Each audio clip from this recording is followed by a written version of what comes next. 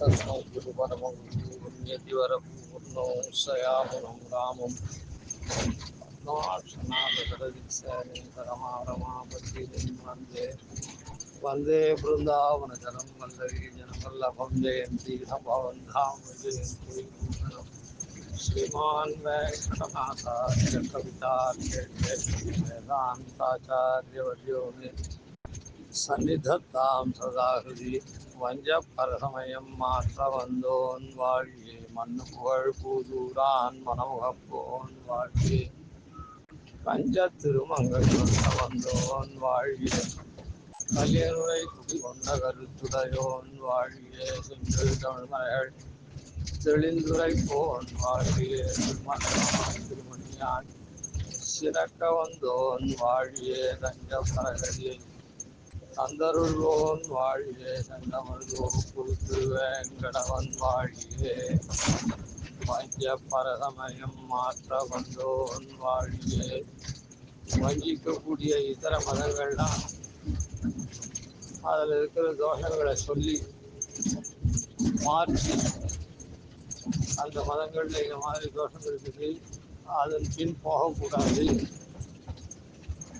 இந்த வழியில தான் நேர் வழியில போகணும் அப்படின்னு மாற்றி அருளக்கூடிய வகையில நமக்கெல்லாம் தெரிகிற மாதிரி பரமத பங்கம் அப்படின்ற தர்மத்தை சாதிச்சிருக்கார். அப்படின்னு அதில் எல்லா மதங்களையும் கண்டிச்சுட்டு வர இன்னும் 2 மதங்கள் கண்டிக்கப்பட வேண்டிய மதங்கள் இருக்கிறது. அவர் சுவாமி தேசியம் கண்டித்ததில் ஒன்று யோக மதம், 2வது பாசுபத மதம். இந்த யோக மதத்துக்கு பிரவர்த்தகர் யாரு அப்படின்னா மும்மூர்த்திகள் அப்படின்னு லோகத்துல விளங்குறாளே, அந்த மும்மூர்த்தியில நடுநாயகமா விளங்கக்கூடிய காக்கும் தொழிலை பண்ணக்கூடிய எம்பெருமானோட கூட அவனுடைய அருள்னால சிருஷ்டிக்கும் தொழிலை பண்ணக்கூடிய பிரம்மாவும் அவனுடைய அருள்னால சமஹரிக்கக்கூடிய காரியத்தை செய்யக்கூடிய சிவனும்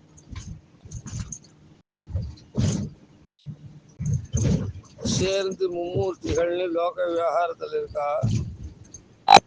அதனால லோகங்கள் மலினமான புத்தியை கொண்டு அவர்களும் பிரம்மன் தான் அப்படின்னு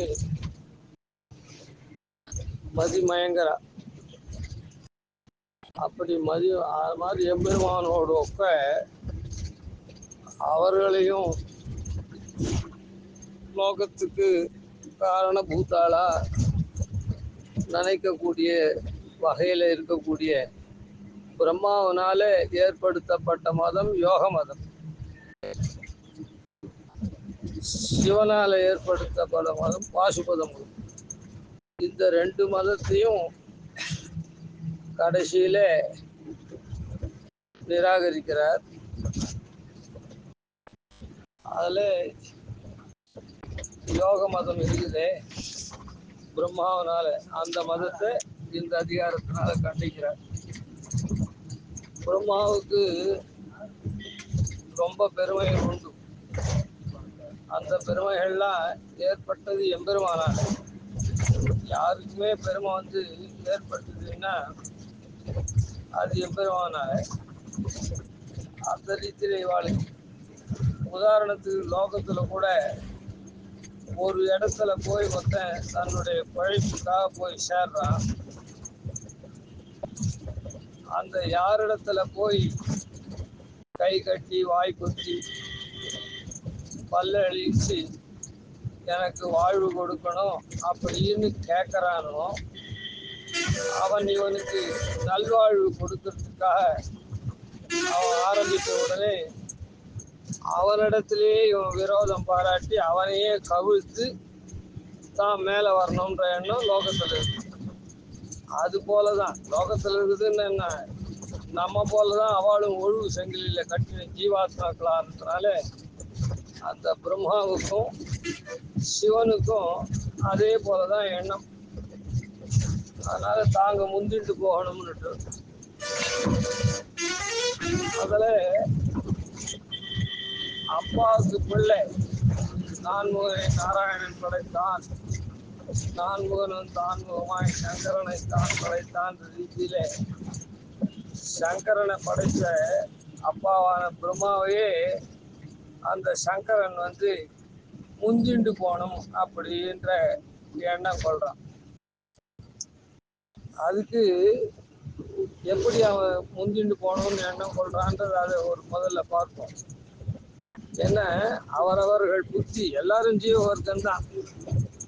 பிரம்ம ஸ்தம்ப பரியந்தம் எல்லாரும் பிரம்மா முதல் இந்த புல் பூண்டு வரையில் ஆவிரிஞ்சாதமங்கலம் கர்மனாம் பரிபக்வாத்து ஆவிரிஞ்சாதமங்கலம். அவருடைய கர்மத்தினுடைய பரிபக்குவப்படி மொத்த பேரும் அமங்கலமானவா தான், மொத்தரும் மங்களமானவா இல்லை. நாம ரொம்ப நீச்சரா ரொம்ப ரொம்ப தாழ்ந்த நிலைமையில இருக்கோம், அவன்லாம் மேல் நிலைமையில இருந்து அப்படியும் நம்ம புத்தி தான் அவனுக்கு. நாம உதாரணத்துக்கு சொல்றேன், ஒரு இடத்துல வேலை பண்றவன் அல்பமா ஒரு சில ரூபாயை திருடிருப்பான், அவன் திருடன்னு பட்டம் வாங்குவான். அதே மேல் நிலைமையில இருப்பான், நிர்வாகத்துல பங்கு கொள்வான், அவன் கோட்டி கோட்டியா கொள்ளடிப்பான். ஆனா அதுல இருந்து அந்த கொள்ளடிச்ச பணத்து மூலமா கொஞ்சம் எல்லாருக்கும் கொடுத்து அவன் நல்லவன் மாதிரி லோகத்துல அந்த கொள்ளடிச்சதே தெரியாம கொலை எல்லாம் பண்ணியிருப்பான், ஆனா அது தெரியாது. அது போலதான் கர்மனாம் பரிபக்வாத்து ஆவிரிக்காதவங்களும் இது வருவோம். அந்த அதாவது எல்லாரையும் காக்கக்கூடிய நிசுமன் இருக்கானே, மோக்ஷாந்த ஐஸ்வர்யத்தை கொடுக்கக்கூடிய நிசுமன் இருக்கானே, அந்த நிசுமனை ஏத்தச்சே நாத்தழும்ப நான்முகனும் ஈசனுமாய் முறையால் ஏற்ற அப்படின்னு. ஏன்னா நான்முகன் தான் அப்பா, உலகத்தெல்லாம் படைச்சவன், அவனால படைக்கப்பட்டவன் சிவன். அதனால அப்பா கட்டுறது தான் பிள்ளை. அதனால அவன் எப்படி நிசுமனை ஏற்றான்னு ஆழ்வார் சொல்றாருன்னா, நான் தழும்ப நான்முகனும் ஈசனுமாய் முறையால் ஏற்ற அப்படின்னு. ஆனா களவு வெங்கட நாயகான்னு திருவேங்கடமுடையான், அவர் இந்த கலியுகத்துல கண் கண்ட தெய்வமா இந்த யாராருக்கு என்னென்ன பலன் வேணுமோ ஐகிக பலன், அந்த அற்ப பலன்கள் பெருமாள் கொடுக்கறதுனால அற்பம்னு சொல்லக்கூடாது. ஏன்னா அந்த அற்ப பலனா இருந்தாலும் அதை அனுபவிக்கச்சே பெருமாளால் கொடுக்கப்பட்டதுனால அது கொஞ்சம் நல்புத்தியை கூட கொடுக்குமானதுனால அப்படியே உத்தரோத்தரம் பெருமாளை அடையும்படியான ஒரு தசையை கொடுக்கும். சரி, எதுவாக இருந்தாலும் இங்குற்றையே சரீர பலனை தான் விரும்பி எல்லாரும் சேவிக்கிறார்கள். அதனால அப்படிப்பட்ட களவு அந்த திருவேங்கடமுடியான சேவிக்கிட்டு இந்த பல ஆசை யாரும் விட்டுது. அதனால முதல்ல போனா நிறைய கிடைக்கும், பின்னால போனா குறைஞ்சிடுமோனுமா. அவன் சதுர்ணாம் புருஷார்த்தானாம் தாத்தான்னு எல்லா பலனையும் வாரி வாரி கொடுக்கக்கூடியவன். அது தெரியாது, முன்ன போனாதான் நமக்கு நிறைய பலன் வரும், பின்ன போனா காலி ஆயிடுமோனுமோ அப்படின்னு. இன்னிட்ட சடையானும் பிரமனும் இந்திரனும் துண்ணிட்டு புகழறிய வைகுந்த நீழ்வாசல். அந்த வைகுந்த நீழ்வாசல்ல ரெண்டு பேரும் என்ன பண்றா, எல்லாரும் பெருமாளை சேவிக்க போறா தேவதைகள்லாம், அடியாரும் வானவரும் அறம்பயரும் அப்படின்ற ரீதியில. அதுல அப்பாவுக்கு முன்ன ஓடுறான் பிள்ளை, பின்னிட்ட சடையானும் அப்பாவை பின்ன தள்ளிட்டான், தான் முன்ன போறான். அப்புறம் பிரமன் என்ன பண்றது, பிள்ளை தன்னை தாண்டி போன பிள்ளை இவரால் இது பண்ண முடியல. அதனால சரி நம்ம ரெண்டாவது தான் போவோம். அதனால அந்த இந்த ஐகிக பலன் அற்ப பலன்ல ஆசை இருக்கிறதுனால அந்த பேராசையாகப்பட்டது அந்த முறையை மாத்துறது. அந்த மாதிரி சுவாவம் அவளுக்கெல்லாம் இருக்குது. அந்த அதில் இந்த பிரம்மாவுக்கு எவ்வளோ பெருமை இருக்குது. அவர் யோக மதம்னு ஒன்று கல்பிச்சு அந்த வேத விருத்தமான விஷயத்தெல்லாம், அதாவது தத்துவஹித புருஷார்த்தம் மொத்தமே மாறி சொல்றார். அந்த பிரம்மாவுக்கு இருக்கிற ஏத்தம் என்ன அப்படின்னு சொன்னா, பெருமாளுடைய உந்தி மேல் நான்முகனை படைத்தான் உலகுண்டவன் அப்படின்னு உலகத்தெல்லாம் ரட்சிக்கக்கூடிய எம்பெருமான் இவனை தன் உந்தி தாமரையில படைச்சான். அதாவது அபிஜாத்தன், அபிஜாத்தனா அவன் பிறந்தான். ஆனா அவன் எப்படி இருந்தான்னா நாபிஜாத்தனா ஆயிட்டான். உந்தியில பிறந்ததுனால், நாபியில பிறந்ததுனால் அபிஜாத்தன் அப்படின்னு சொல்ற மாதிரி அவனுடைய செய்கை அப்புறம் அமைஞ்சு போச்சு. அதாவது எந்த விதமான இதுவும் இல்லாத பெருமாள்னால நேர தன்னுடைய உந்தி தாமரையில படைக்கப்பட்டிருந்தாலும் அவன் நாபிஜாத்தன், நாபியில பிறந்தவன். கடைசியில அந்த நாபிஜாத்தன்ன்றதுக்கு உந்தியில பிறந்தான்ற அர்த்தத்தோட கூட என்ன அபிஜாத்தன் இருக்குதோ இல்லை, அந்த மாதிரி ஆயிட்டான். அப்படி எம்பெருமானுடைய திருவுந்தி தாமரையில படைக்கப்பட்டவன். அதுக்கப்புறம் எம்பெருமானாலேயே வேதத்தெல்லாம் ஓதுவிக்கப்பட்டவன். வேதமே அது நித்தியமா இருக்கக்கூடிய நிர்தோஷமானது. அதை ஓதுவித்தவனும் எம்பெருமானே. அப்படி இருக்க செய்தையும் அவன் வேதத்தினுடைய அர்த்தத்தை சரியா அறிய, சரியதோ அப்பா பிள்ளை மக்கு போல இருக்குது அப்படின்னு சொல்லலாமோ என்னமோ. அது இல்லாத லோகே வனஸ்பதி பிரகஸ்பதி தாரதமியம் யஸ்யா பிரசாத பரிணாமம் உதாகரந்தி சா பாரதி அப்படின்னு கொண்டாடக்கூடிய ஒருத்தன் லோகத்தில் இருக்கவெல்லாம் வனஸ்பதினா என்ன, மரம் போல இருக்கான், அறிவற்றவனா இருக்கான் அப்படின்ற தன்மையும், பிரகஸ்பதி எல்லாம் தெரிஞ்சவனா இருக்கான் அப்படின்ற தன்மையும் தாரதமியம் இருக்குதே. யாருடைய எஸ்யா பிரசாத பரிணாமம், எவளுடைய அனுகிரக விசேஷத்தினால இந்த மாறுபாடு இருக்குதோ அப்படிப்பட்ட சா பாரதி, அந்த கலைவாணி இருக்காளே கலைமகள், அந்த கலைமகள் கேள்வனிவன் யாரு, பிரம்மா. அந்த கலைமகள் எங்கன்னா தூங்குறாளான்னா தூங்கலை. அவன் இவனுடைய நாவலியே இருக்கான். அந்த பாரதியாகப்பட்டவள் இவனுடைய நாக்கிலேயே உட்கார்ந்துருக்கான். அப்படி இருந்தும் சிவன் வேதார்த்தத்தை தெரியாம வேதத்தை பெருமாளே உபதேசம் பண்ணான். கலைவாணியா இருக்கக்கூடிய தன்னுடைய பத்னி பக்கத்தில் இருக்கா, ஊருக்கு போயிட்டா அப்படின்றதுலாம் இல்லை. நாவில் பிரிவின் எப்பவும் நாக்கிலேயே இருக்கா. அப்படி இருந்தா கூட வேதத்தினுடைய அர்த்தத்தை தெரியாம அவன் ஒரு பதம் பண்ணான் அப்படின்னு முதல் பாசுரத்துல சாதிக்கிற.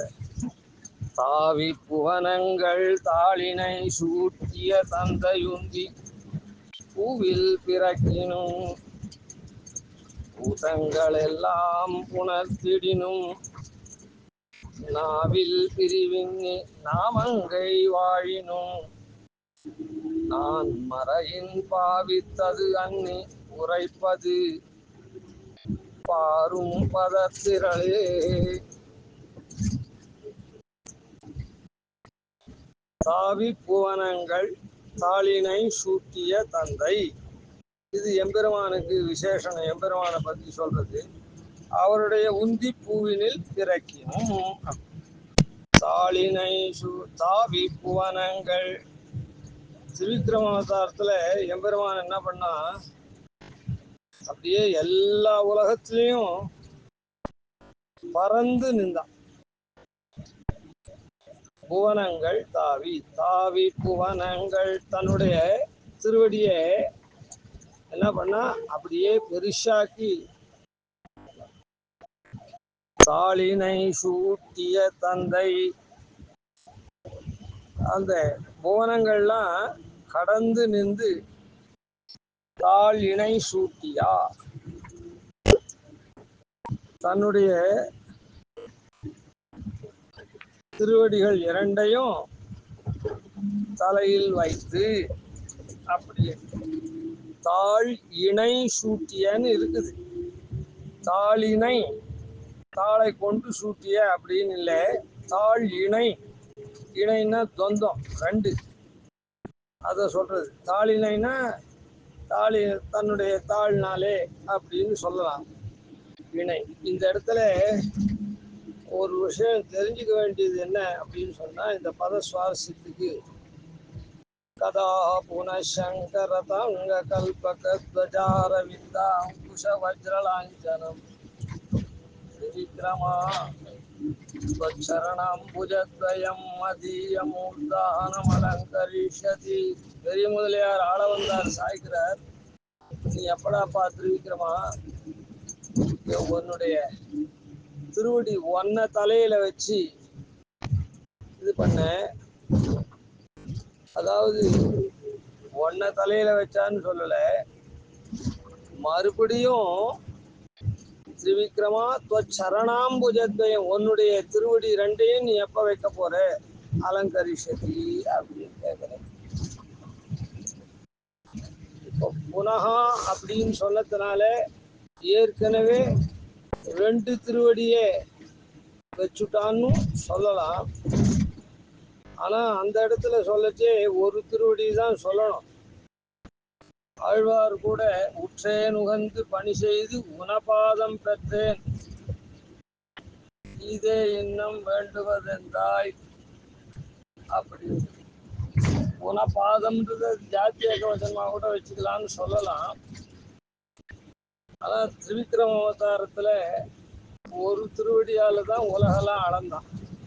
இங்க தாழினை சூட்டிய அப்படின்னு சொல்றது, அதாவது கழல் தலம் ஒன்றே நிலமுழுதாயிற்று ஒரு கழல் போய் நிழல் தர எல்லா உலகும் நிறைந்தது அப்படின்னு ஆழ்வார் ஸ்பஷ்டமா சாய்ச்சிருக்கு. ஒரு கழல்னால நிலம் முழுதும் ஆயிடுச்சு. ஆனா ரெண்டாவது கழல்னால இந்த நிலம் மாத்திரம் இல்லையே, மேல் லோகமெல்லாம் இருக்கும், அந்த மேல் லோகத்தெல்லாம் அளக்கிறதுக்காக இன்னொரு கழல் அதை மேல இது பண்ணோம். அதனால எல்லா உலகத்தையும் தானே இவன் அளக்கணும். எத்தப்பி பூலோகத்துல ஒரு கழல்னால் அளந்தாலும் தேவலோகாதிகள் சத்தியலோகம் வரையில் அளக்கிறது இன்னொரு கழல்னாலே. ஏன்னா எல்லா ஜீவர்களும் இந்த எல்லா பூவங்கள்லையும் தானே இருக்கா. அதனால தேவலோகத்தில் இருக்கிறவாளும் ஜீவர்கள் தானே, அவளும் உயிர். அதுக்காக புவனங்கள் தாவி தாவி புவனங்கள் அப்படின்றதுனால 17 லோகத்திலாம் கொள்ளணும். அதனால ஒரு கழல்னால பூமி அளந்தான். அதனால ரெண்டு கடலையும் நீ எப்போ மறுபடியும் எனக்கு பிரசாதிக்க போற. ஏன்னா ஒரு கடல்னால அளந்ததுனால தன்னுடையதுன்னு இந்த சர்வே நம்பர் கொடுக்குறான்னு, தன்னுடைய எல்லை தன்னுடைய நிலம் அப்படின்னு. அது போல அன்னைக்கு ஆக்கினார். அதுக்கப்புறம் அதுபடிக்கு நாம வர்த்திச்சு அவனுக்கு இன்னும் நாம அர்ப்பிச்சோம்னா ரெண்டு திருவடியும் நமக்கு பிரசாதிக்கிறோம். சரி, இந்த இடத்துல தாளினை சூட்டியன்றது 14 உலகத்தையும் அளந்த பெருமையை இந்த இது பண்ணணும். தாவி புவனங்கள் தாளினை சூட்டிய தந்தை, அவன்தான் தந்தையா இருக்கான். அந்த எம்பெருமான் தான் பெற்ற தாயினியே பிறப்பித்த தந்தை நீ. அதனால அவன் தான் காரணம், இந்த உலகத்துக்கு மொத்தம் காரணமா இருக்கான். யார் காரணமா இருக்கானோ அவனால சிருஷ்டிக்கப்பட்டதெல்லாம் காரிய பொருள்லாம் அவனால காக்கப்படுறதா இருக்கு. அதனால சர்வ ரக்ஷகனா அவன் இருக்கான். தந்தை பிறப்பிக்கிறதோடு இல்லாம அத ரக்ஷகனாகவும் இருக்கான். லோகத்திலையும் அப்படிதானே. அதே நியாயம்தான் அங்கேயும், அங்க இருக்கிற நியாயம்தான் லோகத்திலே இருக்கு. அப்படிப்பட்ட தந்தை இருக்காரே, லோகத்துக்கு காரணமாயும் லோகத்தை படைத்தவனாயும் காக்கக்கூடியவனாயும் இருக்கக்கூடிய அந்த எம்பெருமான் இருக்கானே, அவனுடைய உந்தி, அதாவது நாபி கமலம், நாபி தாளினை சூட்டிய தந்தையுந்தி, அந்த திருவுந்தி தாமரையிலே பூவில் பிறக்கினும்,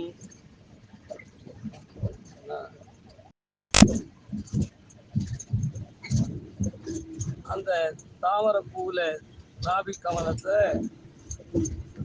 அந்த புஷ்பத்துல இவன் பிறக்கிறான், அயோனிஜனா பிறக்கிறான் பெருமாளுடைய சங்கல்பத்தான். பூவில் பிறக்கினும், அதாவது அந்த உந்திக்கு என்ன பெருமை அப்படின்னா, அந்த ஒரு கால விசேஷத்துல பிரளய காலத்துல எல்லாத்தையும் வயிற்றுல வச்சு இது பண்றானே, காரே கடலே மலையே உலகுண்டு, அப்படி தான் காத்த ஆறாவதுதான அயனை படைத்ததோர் எழில் உந்தி அப்படின்னு அங்க சாய்க்கிறேன்.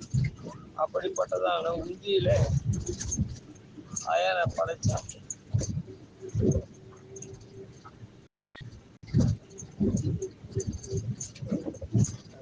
கோலங்கள் தாழ்நிலை செலுத்திய தந்தை உந்தி. அதனால இவன் எப்படி பிறப்பு எப்படி இருக்குதுன்னு சொன்னா, தாமரை மலர் எப்படி மென்மையா இருக்கோ, மனமா இருக்கோ, அது போல அதான் எந்த இடத்துல இருந்து ஒரு பொருள் தோன்றதோ அந்த குணங்களை தான் கொண்டிருக்கும். அது மாதிரி தாமரையில இவன் பிறந்ததுனால மனம் வீசக்கூடியவனாயும் மிருதுத்தன்மை கொண்டவனாயும் இவன் இருக்கான். அதான் அப்படி பூவில் பிறக்கும். அந்த மாதிரியான இவனுடைய பிறவி மிருதுத்தன்மை வாய்ந்ததாகவும் மனம் வீசக்கூடியதாகவும் இருக்கக்கூடிய பிறவியாய் இருந்தாலும் எம்பெருமான் காரணனாய் இருந்து ரட்சகனாய் இருக்கக்கூடியவனாய் இருந்த அவனிடத்திலிருந்து தோன்றினாலும் பெட்ரோல் பங்க்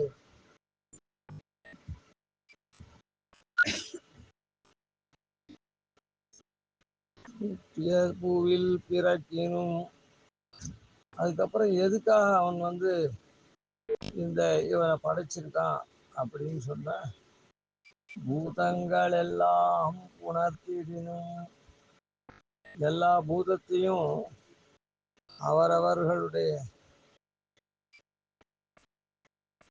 கர்மத்துக்கு தகுந்தா போலே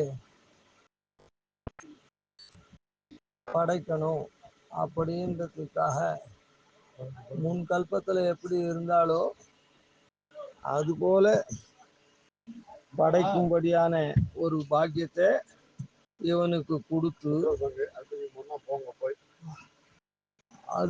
அது போலவே இவன் அந்த மாதிரி எம்பெருமான் கொடுத்ததுனால இவன் அந்த பிராஜாபத்திய கர்மத்தை பிரஜைகளை உண்டு பண்ற தொழிலை இவன் செய்யறான். பூதங்கள் எல்லாம் உணர்த்திடினும், மேல நாவில் பிரிவின்னு அடுத்ததுல பார்க்கலாம். கவிதாக்கிய சிம்மாய கல்யாணம் சாலினி ஸ்ரீமதே வெங்கடேசாய வேதாந்த ஸ்ரீரங்கபூர் ஈசான பதாஸ்ரீ ஸ்ரீவத்சம் வந்தே ஸ்ரீ கிருஷ்ணதேசிகம்.